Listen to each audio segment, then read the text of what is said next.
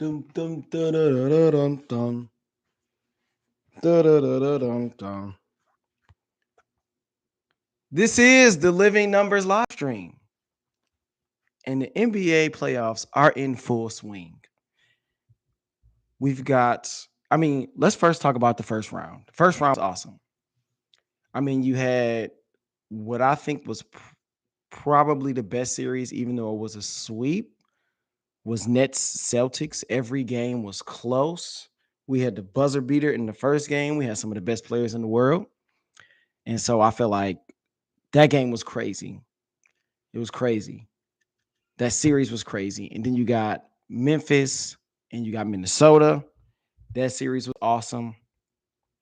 And just those young guys, Anthony Edwards is coming, Ja's here, and obviously the Grizzlies came out on top in 6 games, which I predicted. I got all my predictions right, actually. I picked the Celtics and they won. I didn't think they was gonna sweep. That's crazy. Um, if you pick the Celtics to win, I'm saying subscribe. Go ahead. We connected in that way. I didn't think Brooklyn had enough, and I was right. But a sweep, I don't think anybody was expecting the sweep. Sweep's crazy, especially when you got KD, you got Kyrie. Sweep is crazy. But then you look at Miami smacking the Hawks. I picked that one right in 5. Atlanta definitely didn't want to smoke with Miami.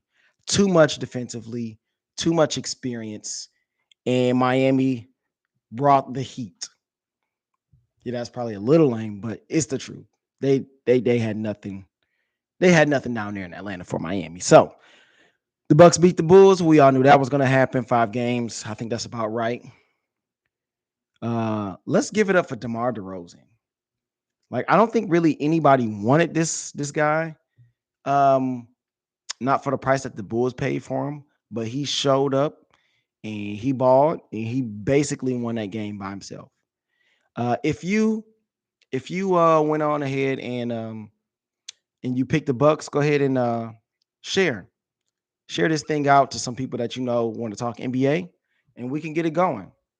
You can drop some comments in the chat. Chat's live. Talk to me. I talk back. Subscribe. The Living Numbers podcast is up on Spotify, YouTube, Apple, everywhere you listen to podcasts. But today we're just talking NBA, and we're getting ready for the second round, which should be an amazing second round. But man, injury bug has really struck. It's tough to see teams without their best players, and you almost saw a team. I don't know if almost is really accurate, but the Pelicans really showed up and was kind of letting the Suns know we're not going to out without a fight. You got CJ who has playoff experience. He's performed big time in the playoffs as well. You got somebody who's supremely talented in Brandon Ingram. He showed up. Jonas Valanciunas leads the NBA playoffs in rebounding. So obviously he showed up. But they just didn't have enough. What's up, Sleepy T? Zerbiak! So I really don't think that okay, he's got 76ers all the way. You are out of your mind if you think that James Harden is going to be good enough, especially with Embiid being out. Speaking of injuries, with Embiid being out, James Harden, you can't trust James Harden. Troy, make sure you tell Derek I said you can't trust James Harden. You just can't. We've seen it more than enough times. I've been saying it all year. And they're good enough to get you out of a first round against the Raptors, who don't have a star, who don't have a number one. Pascal Siakam hooped. Fred VanVleet got injured, but they clearly didn't have enough. But yeah, they're going out. The Heat, they're going to apply pressure, but we're not making picks yet. I'm just doing a brief little recap. I'm Tony Rambles, your host of the Living Numbers podcast. We're doing a brief recap of the first round, in which I got all of the picks right for the most part. Now, there's one where a little bit of gray area where I didn't know how long Luka was going to be out. That's the only reason why I picked Jazz in 6.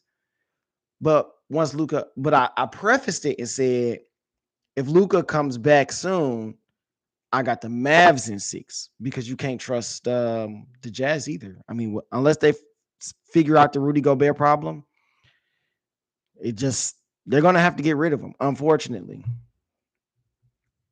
let me go ahead and throw something in the chat. What up, though?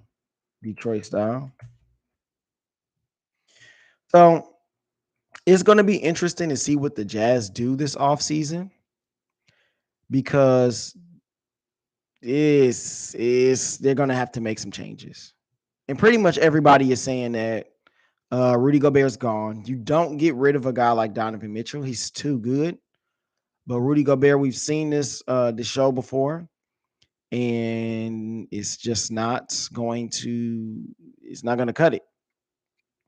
It's not going to cut it. It's not going to cut it. It's not going to cut it. So, I mean, here we are. The Jazz will have to make some changes in the offseason. I think Rudy Gobert going to. I really don't know where he's going to go. He really need to go get a jump hook. That's what he needs to go do. And I talked about that before on my last pod or on the last live stream. So Luka is a dog. He is going to give who did they play? They play the Suns. He's going to give them all that they can handle. All that they can handle. I'm really high on Luka. I've talked about him in my episodes before. I am a huge Luka fan because he can do it all. He can do it all. So here we go. So now I'm live streaming on the Wisdom app. That's cool. You guys can go follow me there as well. You can go listen there. And I live streamed my last episode with my wife on there as well. So that's fun. That's great stuff.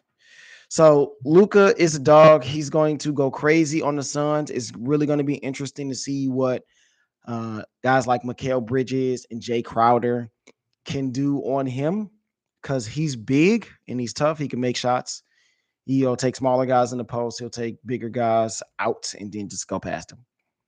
But he really put the Jazz in the blender. And I think we all expected that once he got back, that they would get rolling and the Jazz would be gone soon. Golden State and Denver.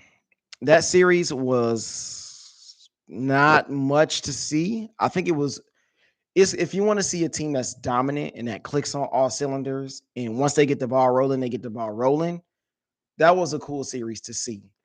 And to also see that one person cannot do it by themselves. Like Jokic is an amazing player. He's awesome, but he didn't have Jamal Murray. He didn't have Michael Porter Jr. If he did, I think that series would have been different. I actually predicted that series was going to go 6 games. That's how much I like Joker. But nobody anticipated the Warriors going crazy like this. I didn't know if their young guys would really show up and be able to really hoop. Like I like Jordan Poole, University of Michigan. Shout out. I thought he would be good. I didn't know he would be this good. You see a guy like Otto Porter Jr., who's kind of a journeyman. You see him come in and step up and get in great minutes. Klay Thompson is starting to look like Klay Thompson again. So that definitely made a massive difference. And then you even saw guys like Gary Payton Jr. come in and hoop. Andrew Wiggins obviously is going to be a two-way guy. He's going to have some impact on the game as well. I like that we got to see what's his man? James Wiseman. Not James Wiseman. I said James Wiseman. Jonathan Kuminga came in. I like that we got to see him because I feel like he's going to be a big part of what they do going forward. And he cannot be ignored. You need to get him experience as much as you can, especially in games where there are blowouts, as well as games where they got a handle on the series. They're up 3-1. I believe he got in that 5th game. So you definitely have to continue to get guys like him and Moses Moody minutes because they're going to be important going forward. They're going to be important guys. And you have to home grow your team. if you have to reset your team every year, kind of like the Lakers and then like the Nets may have to do a little bit, it's going to be difficult to have continuity one, and then have guys that deeply care. And so I was listening to, I think it was the Low Post, and Kevin Arnovich was talking about they don't have any guys on their team, and they were talking about the Nets that were drafted there that really played significant minutes besides Nicholas Claxton. So none of those guys really, there is no Nets culture. Honestly, there's nothing. But if you look at the Celtics, they have, I think, 7 out of their 8 rotation players were drafted there. And they've been homegrown. They've been basically groomed to now become those role players. And eventually, if those role players play well, they're going to want more money, and then they're going to get signed by somebody else. So it's a continual process where you have to continue to draft guys and develop guys. And I heard that there were people over in the Clippers, especially with this year. You have Kawhi injured, PG got injured a bit, and they're focusing on doing that as well, where they're drafting guys and they're developing guys. Like even outside of sports, any business, you need to develop your talent. You don't want to have to find new people every year. It's like everybody's seasonal. And that is not how you grow a culture where people care. So when people say like, what is that? Uh like the Miami Mafia and the Heat culture, like that means something to those people because a lot of those guys, they've been drafted there, they've been developed there, they made those players something that they didn't imagine that they could be.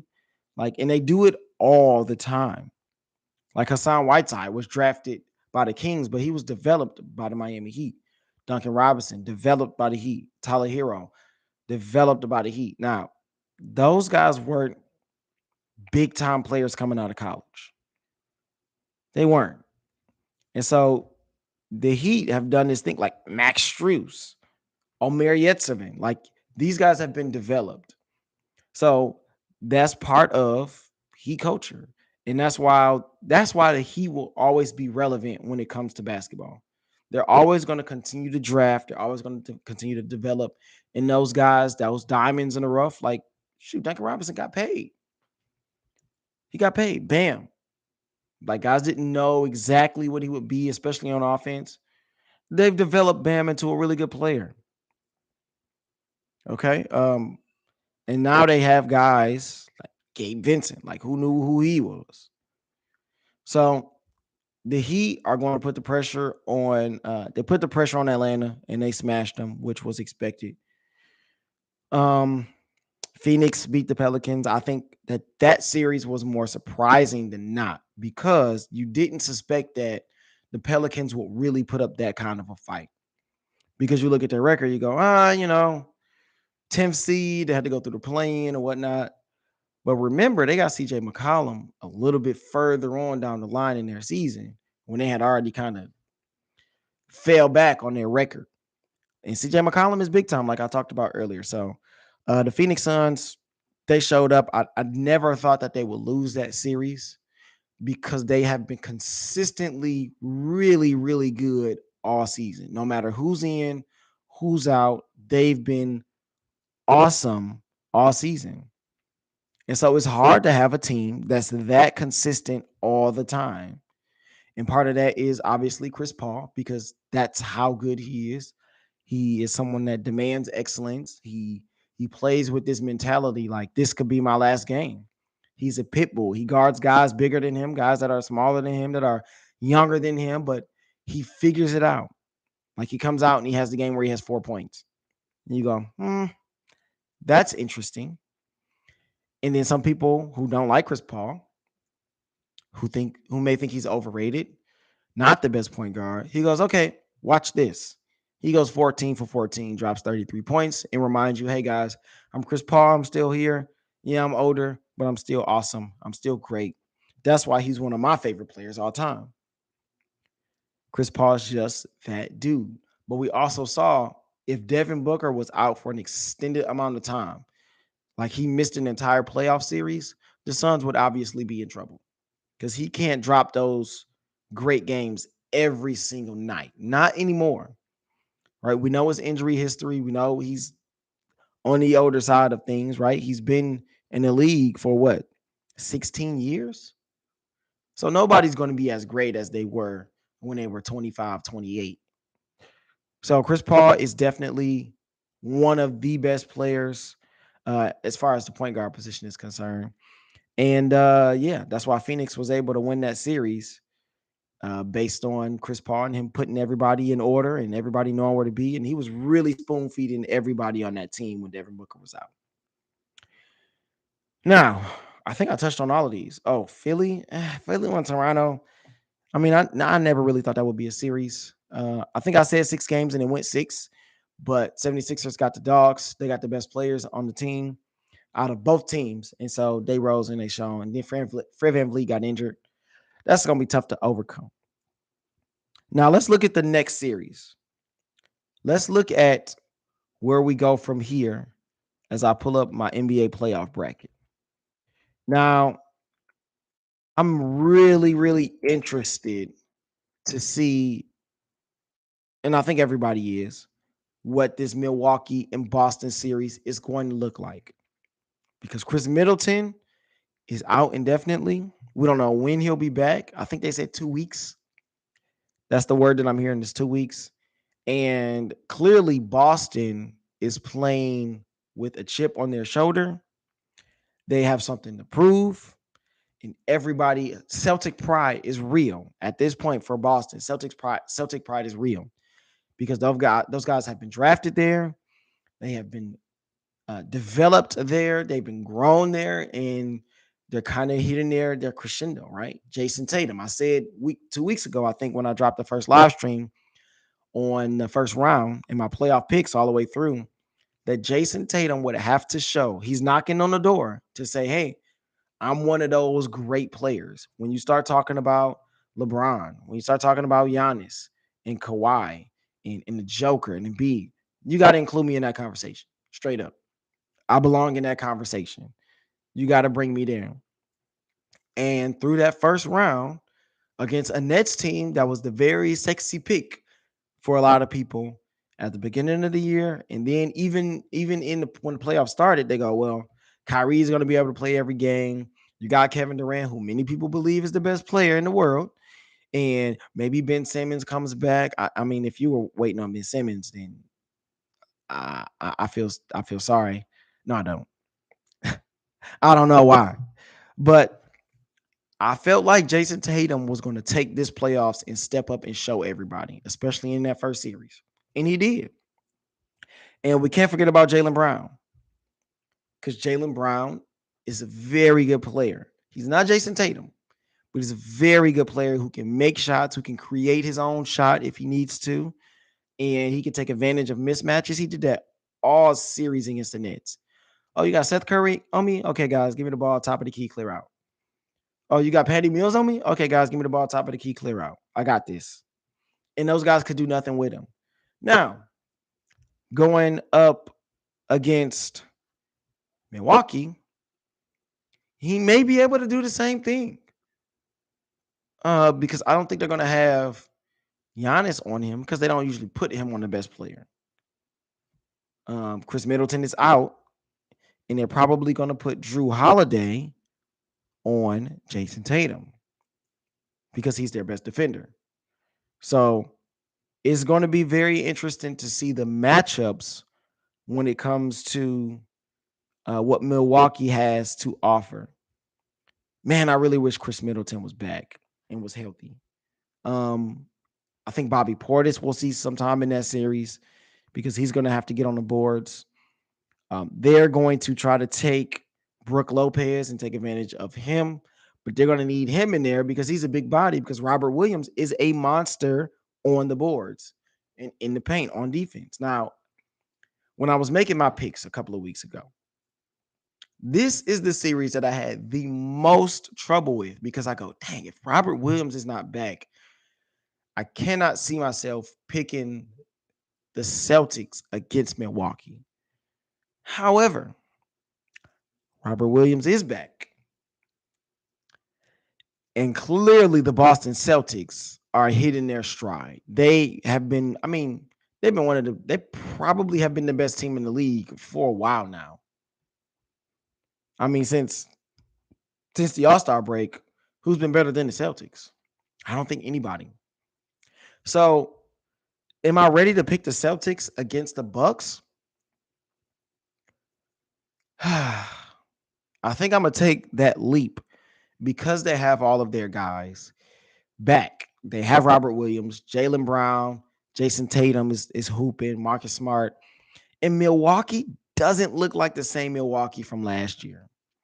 And we also saw that they can kind of lay a little bit of an egg sometimes.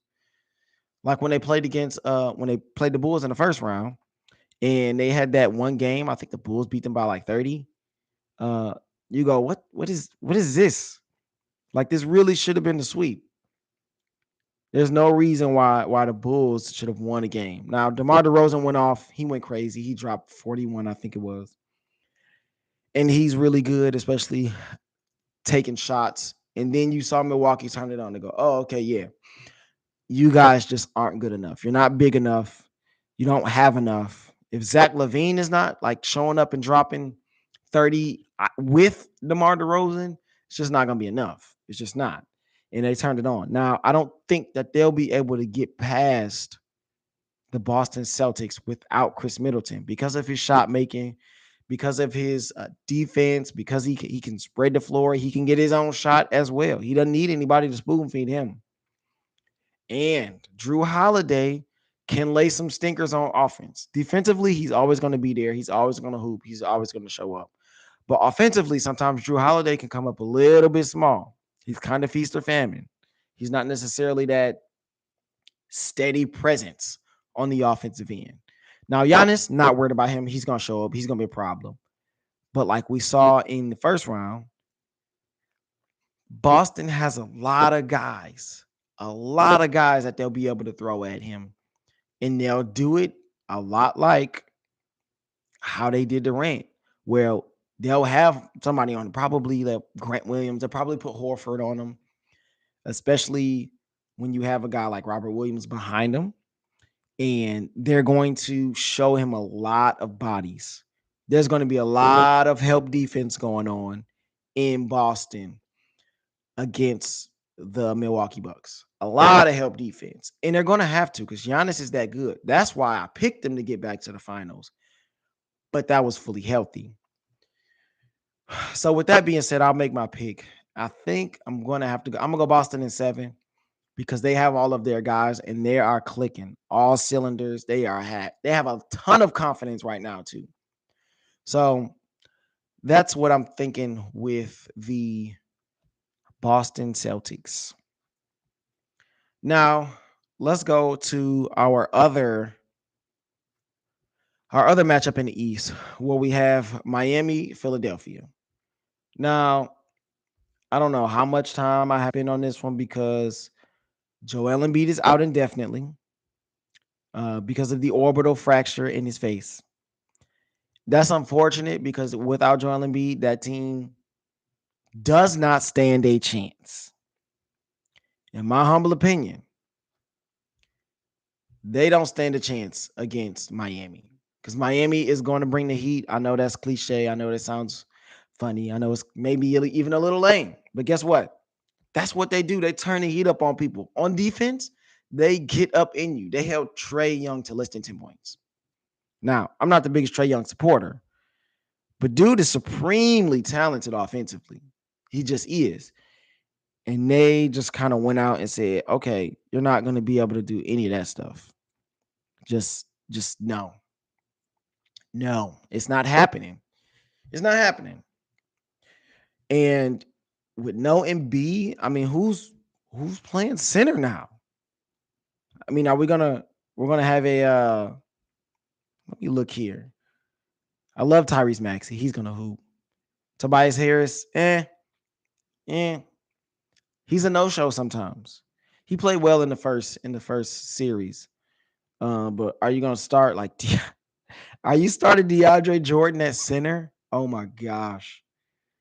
That's not gonna be good at all. I guess we'll see maybe Paul Millsap, some Paul Reed, 6'9", 210. See, like I just don't see any answers for what they're losing, especially offensively, because Embiid is a problem for everyone. He's that big, he's that skilled, he's that athletic. He is going to be a huge difference maker in any series against any team. He just is. Without him, you're trusting James Harden and Tyrese Maxey and Matisse Thybulle and Tobias Harris. Like, that's clearly not going to be enough. So if Embiid comes back, I don't know, in probably like game 3 or something like that, I'm still picking Miami. I'll pick them in 6. If Embiid comes back, I'll pick them in 6. If Embiid does not come back at all, I'll pick him in 5. And I see James Harden melting down like he always does.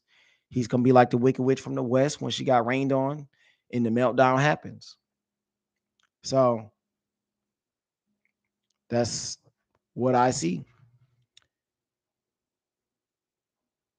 Interesting.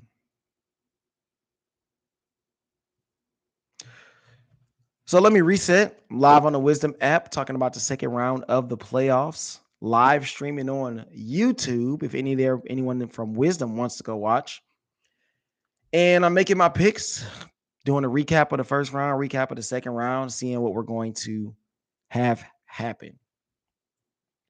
So I got Boston in 7 games, simply because Chris Middleton's out, and it's going to be tough for them to make up that deficit.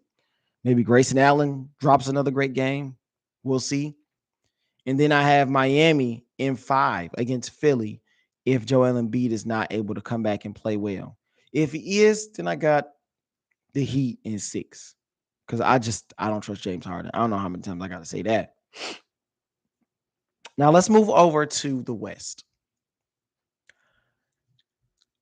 We're going to start with, wow, we have 2 great matchups here. I'll start with Dallas Phoenix because I think the next matchup, Golden State Memphis, is going to have a lot more to offer here. It's going to be close, though, honestly, because I love Luka Doncic. That dude can just control the game. Now, some people will say that he's a liability on defense. I'm not going to say he's a liability. I'm not going to say he's any good either. I think that Luka is big, so that's going to make a difference. He's at least going to make it difficult for smaller guys. He's at least going to have some resistance for bigger guys. But also, if you look at Phoenix team, they're not a big team in terms of like girth. Like, so they have DeAndre Ayton, who is very good, very skilled, but honestly, he likes to play on the perimeter. He likes to shoot jump shots. He likes to do turnaround jumpers. I mean, and that's cool if you're making them. But that's not going to be able to like punish anybody on the inside. So I think this is not a bad matchup for Dallas, honestly. Um, I mean, JaVale McGee is tall, but again, not a big guy. He'll be able to create space against JaVale McGee and against Biyombo. I mean, Aiton he's got good size. He's what, 250? They got him listed as DeAndre Ayton, 6'11", 250. That's what they got him listed as on Basketball Reference. So obviously, that may be where some trouble is. They said that Luka is the best player against opposing teams 5 or center, the best at attacking that mismatch. That's going to be huge. But I don't think he'll need to get on him because Bridges is too small. Paul is too small. So I think Doncic will have his way. Now, is Dinwiddie going to show up? Is Maxi Kleber going to hit shots? Is I mean, will we have another Bertans sighting? I mean, he came through and hit some shots in that one game where Maxi Kleber fouled a lot. Finney Smith, Dwight Powell. It's going to be about those guys. And we cannot forget about Jalen Brunson, who I'm so glad he was able to like really break out this series because he was a baller at Villanova. He got 2 NCAA championships. And so I'm like, yeah, this dude is good. What are we talking about? And he's very skilled, a very good point guard at he's good at getting other people involved. And then he's also good at getting his own shot. We see it when he dropped 41. So this is going to be one of those series where he's going to have to show up as well. And you started to see how Jalen Brunson and Luka could play together where both of them are able to be aggressive. That's what they're going to need because Phoenix is so steady and they're so good.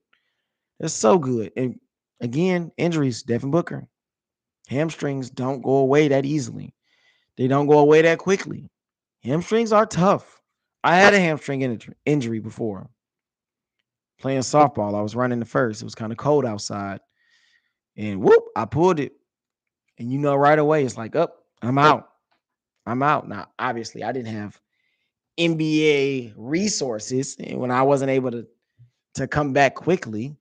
But hamstrings and injuries are tough. So we'll see how much Booker is going to play, how much he'll be able to really contribute, how much of himself he can actually be, which I think that's going to be difficult. I honestly think that is going to be difficult because, again, like I said, hamstring injuries are difficult. And they only beat the Pelicans by 6 points in that last game. And so the Pelicans were really pesky.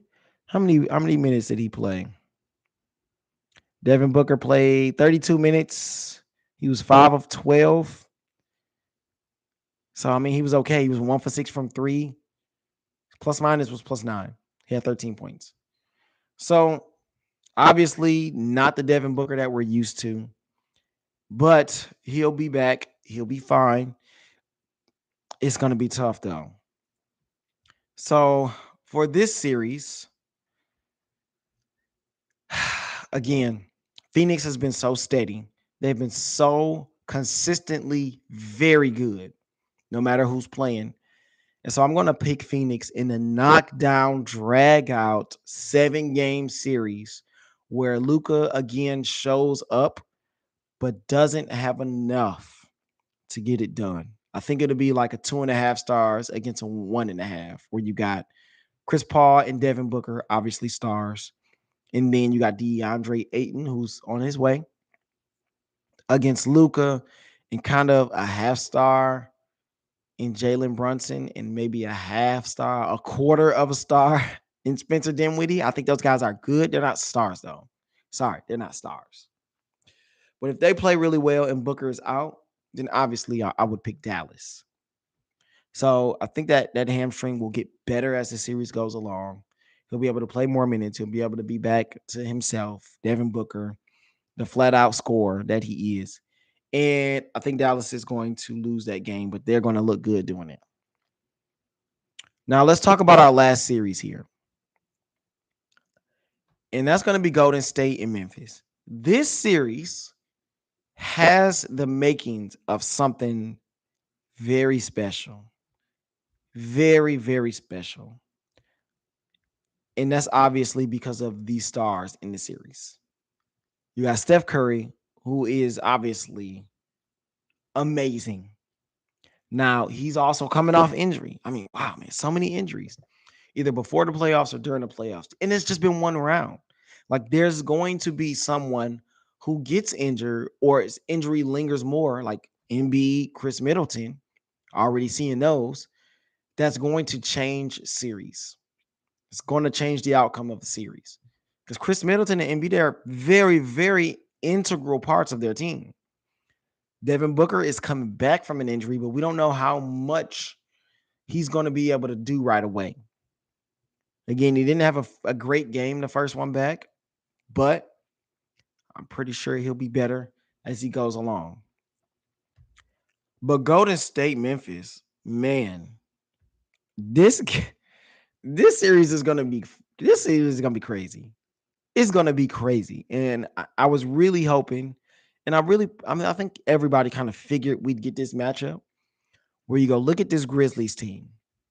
You got John Morant, who is head hunting at all times. He is looking to dunk all over people. And he is so quick. He's so fast. He's so crafty. And I love how he's able to get his teammates involved, especially when the other team is making it very, very difficult for him. So John Morant is obviously going to be a star. He's going to do his thing. Like, don't worry about Ja. If he can hit shots, I mean, it's really going to be tough sledding. But the guys that, again, you got to pay attention to is Jaren Jackson going to show up and stop hacking people? He fouls so much. It really can take them out of games because his defense is impeccable. And we saw, look, Memphis got 2 25-point leads on them. You don't do that just by happenstance. Like, the Grizzlies have some times where they're going to look very ugly. And a lot of that happens when Jaren Jackson Jr. is out because he fouls too much. So he's got to be able to stay in the game against these guys because they're gonna need all hands on deck. All hands on deck if you want to beat the Warriors. Because we saw the same thing in the first series where they just absolutely destroyed the Nuggets. They outplayed them. It just didn't even look close. And you needed an amazing historic game about a Joker for them to get one, which I thought that he would do. I would thought the Joker would at least get them one game, and he did. But Jaren Jackson Jr. has to stay on the floor. Desmond Bane has to be aggressive. He has to be a threat at all times, which, I mean, I believe he will because he's that good. I mean, he's not just a 3-and-D guy. Desmond Bane is a hooper. Like, he'll be able to put the ball on the floor and go at those guys. Now we got to look at our matchups here because you got Klay Thompson, who's starting around back in the form and look like Klay Thompson. He's running off screens and he's pulling up at all times now, which we didn't. He was kind of hit or miss at the regular season when he came back. It's like, I don't know. So Klay Thompson's obviously going to be important, especially on the defensive end. Draymond Green is clearly going to do his thing because, I mean, it's Draymond Green. Like, there's not a ton else to say about what he can do. He'll be able to get everybody involved. Those back screens, those back cuts, those DHOs, triple handoffs, they're going to be amazing.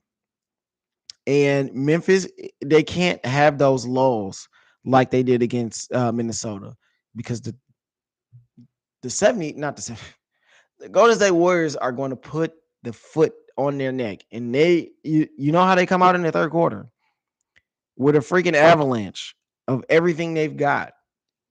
So that's going to be very important that Memphis doesn't have these lulls and they don't look like that team that dropped 2 games to the Minnesota Timberwolves because Jordan Poole is pulling up.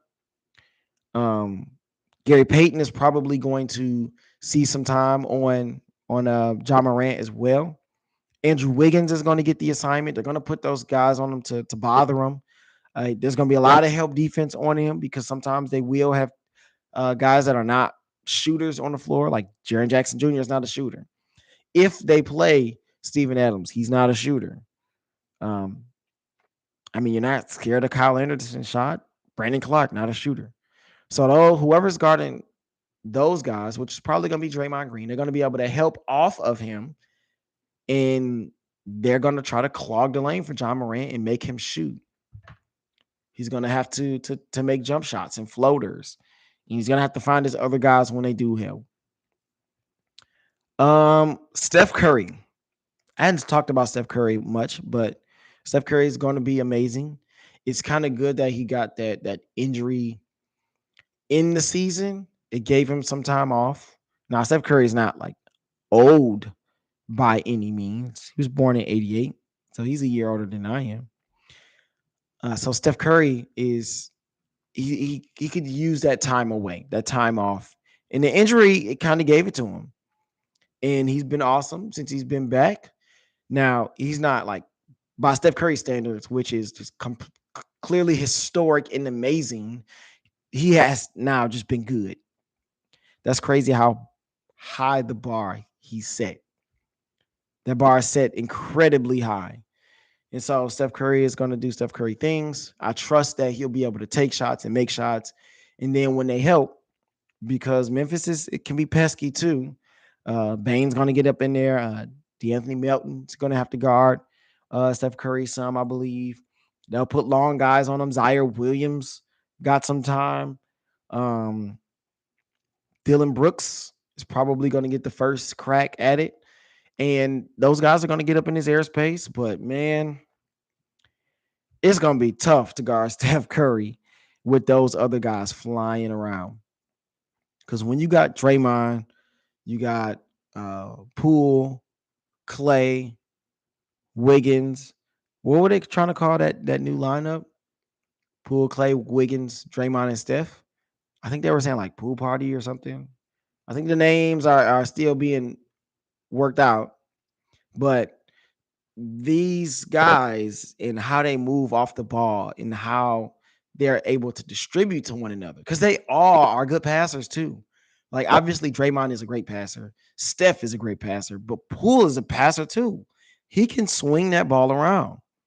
So it's going to be interesting to see how Memphis guards them. I don't think they have enough experience. I don't think they have enough I don't know, guys. I don't. I think Golden State is more talented and they have more experience, and so that's going to be the big difference. Now, if we look at the matchups, okay, the last matchup they had was March 28th, and the Grizzlies beat them by a lot, 28. They also had a matchup in January where the Grizzlies beat them by 8. So the Grizzlies ain't no punk. They also beat them in December. The Warriors won that matchup. It's close to Christmas Day. Um, Obviously the Grizzlies are going to be a problem, and they're going to be very good. But this Golden State team's got a lot of experience. They have their fair share of youth as well, and Kuminga, who I think he's going to play more as the playoffs go along because they're going to want him to get that experience. Him and Moody as well. They have Otto Porter, who's been in the league, who's been around, but 3-and-D. He'll make open shots and he'll play good defense. Um, Obviously, I got to make a pick. And I'm picking Golden State in 7. And I believe that was my pick earlier on a couple of weeks ago when I did the first drop live stream. So I've got Golden State in 7 games. And I think that's going to be the most exciting series. Hopefully Middleton comes back. That Boston Milwaukee series is going to be tough. It's going to be real tough. So just to recap our second round here, I got Boston in 7 against Milwaukee. I got Golden State in 7 against Memphis. I've got Miami in 6 if Embiid comes back. I got Miami in 5 if he doesn't. And then I got Phoenix in 7. Ooh, man, I want to pick Dallas, but I can't. I think Phoenix is just too good. They're too consistently good across the board at all times. They just do really well. And so I can't pick against that. I think they're on that kind of road to revenge. Remember when the Spurs lost to the Heat and they came back the next year and it was just like, get out of our way, we're winning the title. Not Philly. Phoenix has a lot of that in them right now. So it'll be interesting to see. The playoffs have been awesome so far. We had a lot of 6-game series, no 7s. But we had some 6-game series. We had some pretty good stuff that we've seen so far.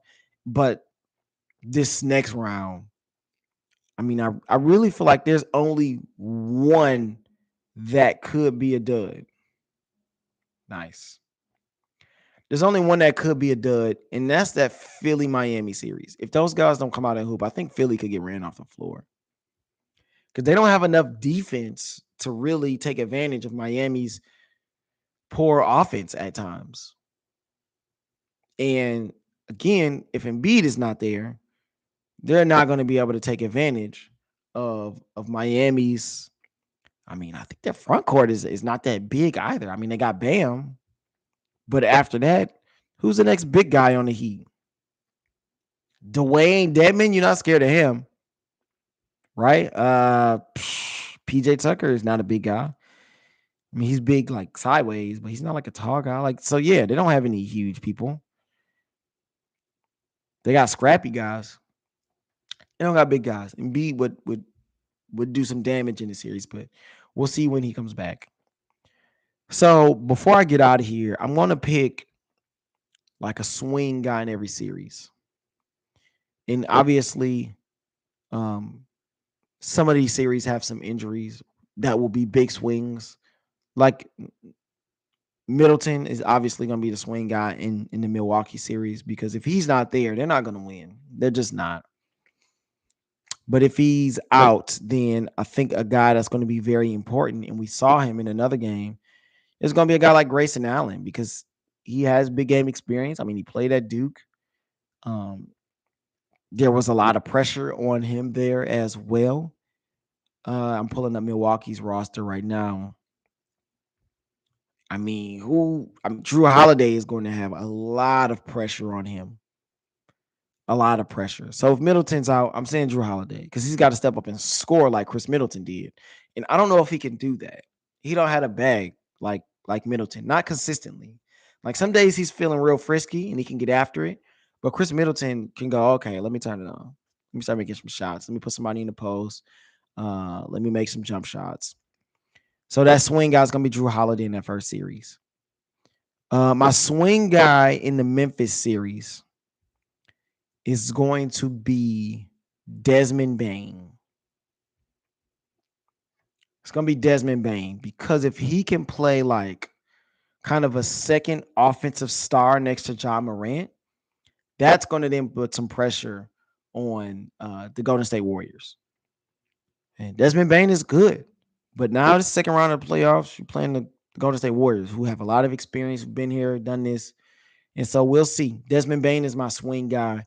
If he could be like a 25 a night guy, that is going to put some real pressure on the Golden State Warriors because they got three guys that could drop 20. And if Wiggins is feeling good, I mean, you could kind of forget it. Memphis is going to have to keep up. Desmond Bane's my second guy. Now, my swing player in the Philadelphia series, especially because Embiid is out. Let me pull up my wonderful Philadelphia 76ers roster here. It's going to be, woo. I mean, the easy answer is James Harden. I think Tyrese Maxey is going to hoop. He can't be, I don't think he can be a swing guy because he's going to be good. I'm not questioning him. He's going to be fine. Whoever's in the middle, I think a guy like Paul Reed is going to play. He's going to play a lot in this series. Is Paul Reed my swing guy? That's weird. I mean, because DeAndre Jordan is not going to be very good. Paul Reed is my swing guy. He's my swing guy. He's going to have to give them some great minutes in the middle. He's going to have to do some things with Embiid out. Somebody is. And then Bam is going to just wreck shop. So I'm going to make Paul Reed. That's my swing guy, Paul Reed. I still think Miami's going to win. Either way, it doesn't matter. Paul Reed's my swing guy. And for my swing guy in the Dallas Phoenix series, now it's easy to say that, again, Devin Booker and his injury, without him, it's going to be tough. It's easy to look at a guy like Chris Paul. Is he going to show up and be like Superman every night? I don't know. None of us know, obviously. And then you look at the other side and you go Dallas, and Luka's going to show up. Luka is going to show up and he's going to ball. He's going to be very efficient doing it. My swing guy, who and this guy showed up, and I talked about him earlier, is going to be Jalen Brunson for that series. Because much like Memphis, who has their one star, you got to have that second guy that's going to show up every night and drop 25 a night too. Because just Luka doing it is not going to be enough for them to pull a series out. And just Ja doing it is not going to be enough for them to pull a series out. So for them to be able to win, I think Jalen Brunson has to play great alongside Luka Doncic. Now, those other guys will come in and they'll make shots. I mean, Kleber will make shots, I believe, because that's what he does. Finney Smith is going to show up. He's going to do his job. He's going to defend. He's going to make shots. Reggie Bullock's going to defend. He's going to make shots. But I just don't see like the higher end talent with this team as far as matching them up against Phoenix Suns. Because you got Chris Paul, you got Mikal Bridges, Jay Crowder makes shots and plays great defense. Cam Johnson is somebody that I really like with his size, how he competes, and he is a shooter. He's a flat out shooter. He's kind of like what Mikal Bridges was before. Obviously, not as good on defense, but you go, okay, this is a 3-and-D kind of guy. And Mikal Bridges is showing like I got a little bit more to my game than just that. Same thing with Desmond Bain. So I think Cam Johnson is kind of coming into that as well. They got DeAndre Ayton. We seen Cam Payne take over some playoff games. We saw last year. So we'll see what happens with them. They also got guys like Torrey Craig and Aaron Holiday who don't play, but who can contribute. So I think that is that will put us in the conference finals with Phoenix and Golden State, which I believe everybody is kind of expecting, and Miami and Boston, which is a little bit of a flip from what I had before because Chris Middleton wasn't out. And I take Boston over Miami. They just got too much firepower on their team. I like them more balance wise, offensively and defensively, because Miami has trouble scoring the basketball at times, and Boston has the defense to make that ring true a lot more. And they also have the offense to make them pay for not scoring. So I would have Boston actually making it to the finals, and out of Golden State and Phoenix, I just like Phoenix more. Again, they're consistently great all the time. But we'll see what happens with Devin Booker. Obviously, we'll see what happens with injuries. If there are injuries that happen, then the pick that you made is almost no longer valid because things have changed. The landscape has changed. Like when guys go out, that makes a big difference. So I would have Phoenix and Boston in the finals. That would be very interesting. I honestly would pick Boston because when you have two wings that are huge and that can play make, that can get their own shot, that can create for others at least a little bit, and you got Marcus Smart who's going to hound everybody on that Phoenix roster. I don't think they have enough guys to make them pay. Like, okay, Chris Paul is good, Devin Booker's good, but ain't nobody else really like going after people on that Phoenix team. So I would have Boston going all the way as it stands right now. Obviously, injuries are going to make a difference. And we'll see how the second round plays out. We'll see how the second round plays out. I think it's going to be very exciting. And I think it has a lot to offer. And some guys are going to step up and some guys are going to shrink. So that's going to be all for me this time here. And yeah, I mean it's gonna be a great NBA playoffs as it has been so far. This is your host, Tony Rambles, signing off on YouTube, our live stream of the NBA second round. And I will see you all in the next ramble.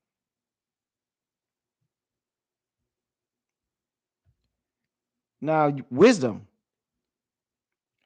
We're still doing our thing here.